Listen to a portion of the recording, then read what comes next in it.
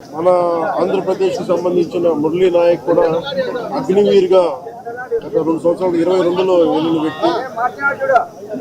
తల్లిదండ్రులతో మాట్లాడుతూ ఉంటే ఒకటే చెప్పాను, నేను దేశం కోసమే పుట్టాను, దేశం కోసమే చనిపోతాను అనేది పదే చెప్తా ఉన్నాడు. ఎందుకు నాయన మనకు ఆ ఉద్యోగాలను తండ్రి అంటున్నా కానీ లేదమ్మా, నాకు రైల్వే ఉద్యోగం వచ్చినా రైల్వే ఉద్యోగానికి పోలేదు, కేవలం దేశం కోసం పనిచేస్తాను, నేను దేశం కోసం చచ్చిపోతాను కమిట్మెంట్ ఉన్న వ్యక్తి. కానీ దురదృష్టవశాత్తు చాలా చిన్న వయసులో 23 ఏళ్ల వయసులో తన ప్రాణాలని కోల్పోవాల్సి వచ్చింది.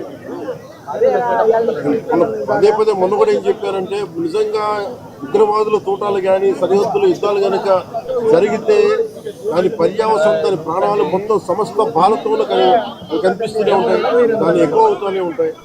దానికి ఒక బలమైన ఉదాహరణ మురళీ నాయక్ గారి మరణం. చాలా బాధ కలిగించింది. 23 ఏళ్ళ చిన్న వయసు. మన ఎవరు భారతదేశంలో ఎవరు యుద్ధం కావాలని కోరుకోలేదు, ఎప్పుడు మన పరాయి దేశాల మీద యుద్ధం చేయలేదు. మనల్ని సంరక్షించుకోవడంలో మన యుద్ధం చేయని తప్పక పరిస్థితులు. అలాంటి పరిస్థితుల్లో దీనికి మొదటిది కారణం పాకిస్తాన్.